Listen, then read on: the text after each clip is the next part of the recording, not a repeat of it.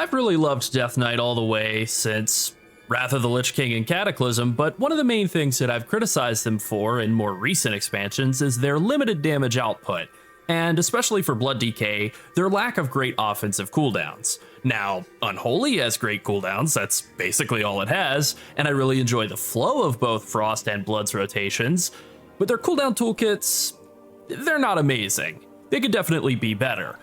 Make no mistake, I'm not complaining about Blood's damage right now. It's the best in the game for tanks and raids, and I just got my DK up to 488 item level today, so I'm doing fine. But I would still like more burst damage, please, and Blizzard has delivered with the new Deathbringer hero spec. Hi, it's Llarold, and I'm going to talk about the new DK hero spec, but first, don't forget to like and subscribe. Okay, let's just dive right into this tree.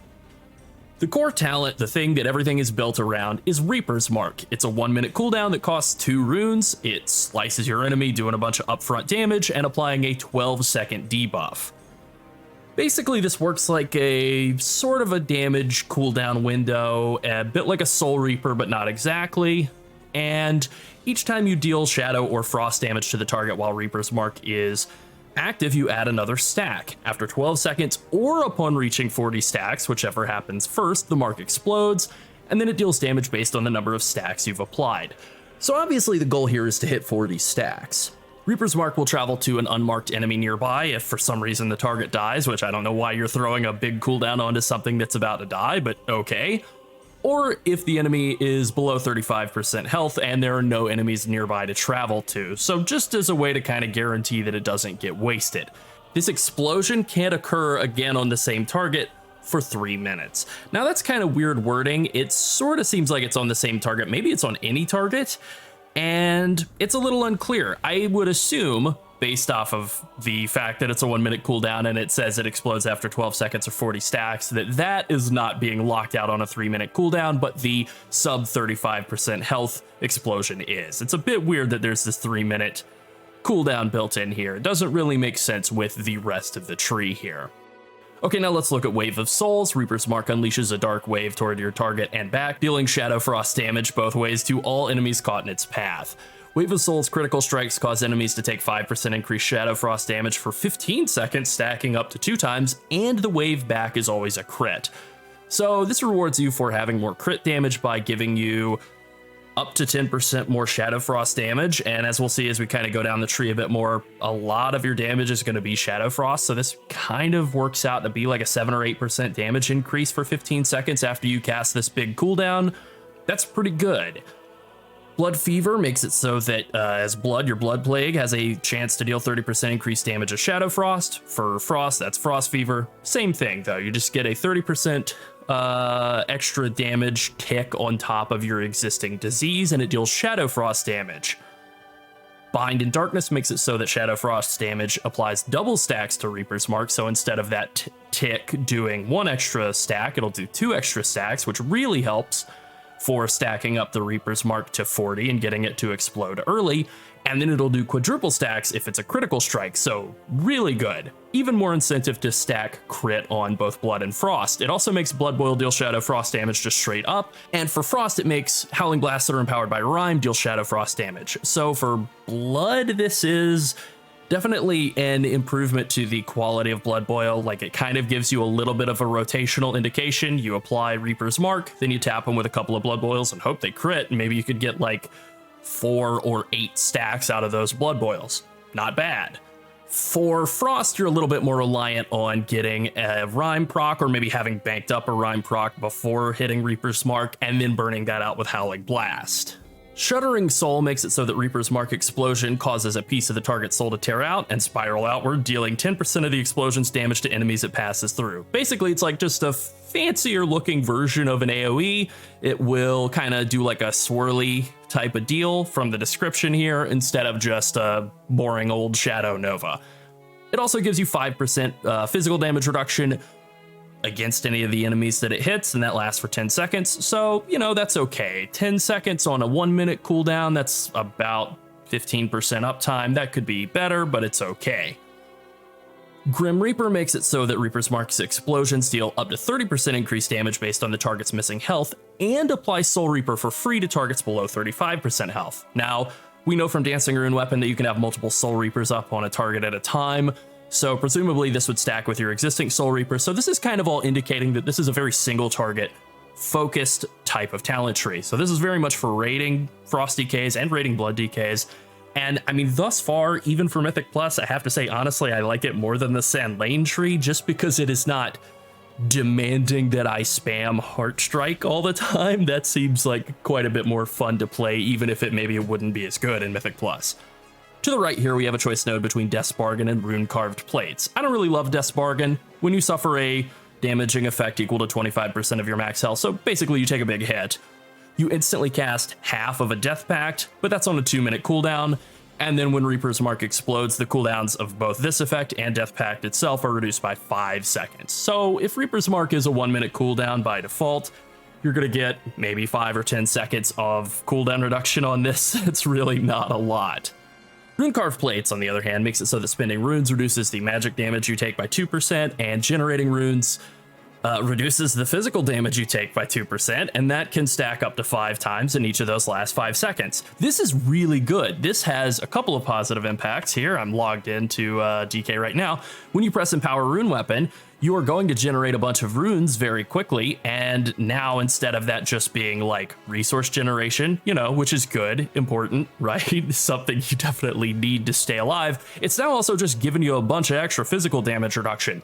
As you're hitting Marrow Rend, as you're hitting Heart Strike, Death and Decay, or as Frost DK, you know, if you're hitting Obliterate and Howling Blast and so on, as you're hitting all those buttons, you're also gaining magic damage reduction. That's really useful too. Now, if at any point they add in some sort of rune regeneration passive skill, something like Runic Empowerment, which Frost has, or Runic Corruption, which Unholy has, if they were to give something along those lines to Blood, that would really give you like an extra layer of physical damage reduction that I think would be nice. But even if they don't, even if all you have is Blood Tap is still not a bad talent, and being able to tap that along with just passively regenerating runes and then also having Empower Rune Weapon, getting a little bit of extra damage reduction out of using Blood Tap, I think is not the worst thing in the world. I could do for a little bit of a talent reset for Blood DK. It's a little bit static at this point. And being able to take Blood Tap or some other sort of active rune regeneration tool would be pretty nice, and then confer a defensive benefit. Our next choice node is between Swift End and Painful Death. I think this is kind of a no-brainer just looking at these two. Swift End makes it so that Reaper's Mark costs 1 rune instead of 2, and the cooldown is 30 seconds instead of a minute. That has cascading effects onto everything else. It means that instead of a 10-second damage reduction debuff from Shuddering Soul on a minute cooldown, it's now 10 seconds on a 30-second cooldown. That's a 1/3 uptime. That's great. That doubles the damage impact you're getting out of this. That doubles the damage that you're getting out of Reaper's Marks. That doubles the uptime you're getting on Wave of Souls. You're getting 15 seconds of uptime on Wave of Souls, potentially 5 to 10 more Shadow Frost damage on this for 15 seconds at a time on a 30-second cooldown. That's awesome. That's 50% uptime. That's amazing. So I think this is kind of a no-brainer as they're currently tuned. Painful Death makes it so that Reaper's Mark goes all the way up to 50 stacks, which hitting 40 stacks already seems like it could be a little tough. So I think going up to 50 stacks and not increasing the duration seems like it makes it quite a lot more challenging. Could be better for burst damage, could be better for PvP though. Some situation where the actual amount of burst damage is more important than the sustained DPS. And then it also makes the first Scythe of Exterminate have a 100% increased chance to apply Reaper's Mark. Now, Exterminate is the talent below it. It's a little bit weird that a talent above is modifying a talent that comes below. Bit strange design there, but we'll come back to that in a second. Dark Talons is a really nice talent. I like this a lot. It makes it so that Icy Talons, when it's active, your runic power spending abilities will deal Shadow Frost damage. So Icy Talons is just this talent over here on the bottom left-hand corner of the tree, the class tree, and it's really good for both Blood and Frost. So Blood has Crimson Scourge, makes your auto attacks on targets that are Blood Plagued up, which is basically just all auto attacks, have a chance to make your next Death and Decay cost no runes and have no cooldown, reset its cooldown. Now, as I switch over to Frost here, the sort of archetypal thing about Frost DK is Killing Machine procs. They make it so your auto attack crits have a chance to make your next Obliterate deal frost damage and critically strike. This is a thing that we've like equated with Frost DK since Wrath of the Lich King, right? So Both of these are kind of archetypal. They fit very much within exactly what you would think of when you think of a Blood DK or a Frost DK, and they're tied to auto attacks. So having increased auto attack speed is really valuable. Being able to deal Shadow Frost damage with either your Frost Strike or your Death Strike is really, really valuable, especially for Blood DK. Being able to deal spell damage with Death Strike instead of physical damage is a massive, massive bonus. On top of that, this also makes it so that either as Blood, Marrow Rend, and Heart Strike, or as Frost consuming killing machines with Obliterate, or consuming Rhymes with Howling Blast, have a 20% chance to increase the maximum stacks on an active Icy Talons by 1 up to 2 times. Now, what's not clear is once you've increased the Icy Talons up from like 3 stacks to 4 and then up to 5, are you then able to maintain them by just continuing to hit Frost Strike or Death Strike and just roll with them at 5 stacks? So instead of the maximum attack speed that you would be getting being like 18%, instead you're getting 30% attack speed out of Icy Talons. It does seem like that, which would result in a lot more Killing Machine and a lot more Crimson Scourge procs, which is really good for both Frost and Blood's rotations. It really makes them deal a lot more sustained damage, which is very appealing. Wither Away, by comparison, makes it so that Blood Plague will deal its damage in half its duration, and the second Scythe of Exterminate applies Blood Plague. Again, another talent that requires taking the talent below it for it to actually work and do what it says. For Frost DK, it makes it so that Frost Fever basically does the same thing. It deals its damage in half the time. For both Blood and Frost, you're never really having any problems maintaining Blood Plague or Frost Fever. So getting a free application of those doesn't really do anything for me, and getting those diseases to deal like essentially double damage, right? Because you're never having any trouble keeping them up. So you're dealing double damage with them if they're doing their damage in half the duration. Is that better than getting an extra 12% attack speed and also getting all of your Frost Strike and Death Strikes to deal spell damage, to deal Shadow Frost damage specifically so that they benefit Bind and Darkness? And I don't think so. I can't really think of a lot of situations where that increased disease damage is going to make up for all the value that you get out of Dark Talons. In our final choice node, we have Death's Messenger competing with Expelling. Death's Messenger just cuts the cooldowns of Lichborn and Raised Dead from 2 minutes to 90 seconds. This is good. These are somewhat useful utility cooldowns, especially as Blood being able to get some like damage reduction out of Lichborn and Raised Dead is pretty decent in single target. The alternative is Expelling. When an enemy deals direct damage to your anti-magic shell, their cast speed is reduced by 10% for 6 seconds. 10 is such a small amount of cast speed reduction. Maybe it would have some impact in PvP, but I really don't think so. Maybe if they dealt 10% less damage for the next 6 seconds, or if the amount of cast speed reduction had like another 0 added to it, then I think I would be on board with this. You know, if their Pyroblasts are taking like 11 seconds or something to go off, okay, yeah, great. But 10% less cast speed, it's not enough. And it only applies to direct damage too. So like damage over time effects wouldn't even get the job done here. So I really don't think Expelling feels kind of like just a dead talent, dead on arrival. So 30 seconds off the cooldown of Lichborn and Raised Dead. Wow, a single point talent node over here. Great, awesome.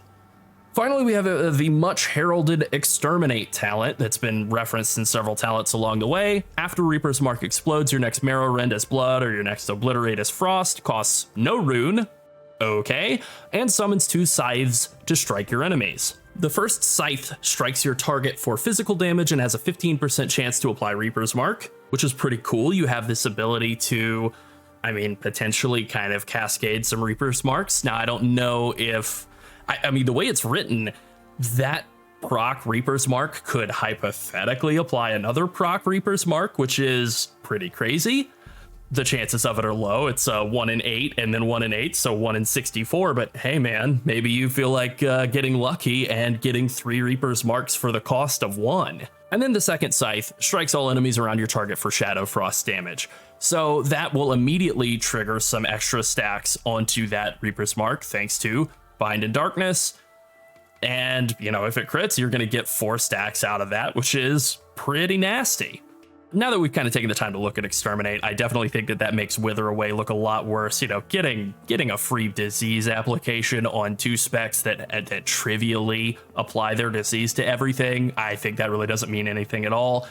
It does kind of make Painful Death look a little bit more interesting, the first scythe having a double chance to apply Reaper's Mark, but the problem is, I don't think that chance is high enough. 100% increased chance, you know, this is like Path of Exile language. I've noticed that a lot in recent WoW, where they've kind of stolen or borrowed some language from Path of Exile, where 100% increased chance in WoW historically used to mean 100% chance. Now it means, what was that number before? Double it. So 15% chance increased by 100% is 30. Is a 30% chance worth giving up half the cooldown and half the cost on this incredibly powerful damage cooldown? I don't think so at all. So Swift End definitely looks like the talent you would want. I mean, for one, you're going to get twice as many chances to get that first proc. So like just that alone would mean that Painful Death would need to be a significantly higher chance in order for it to compete, I think. So with all of that in mind, it basically looks like this is a 30-second cooldown window where you get these massive bursts of damage every 12 seconds. You're getting really high uptime on Wave of Souls, which can give you anywhere from like 4 to 8% more damage, and it's up about half of the time.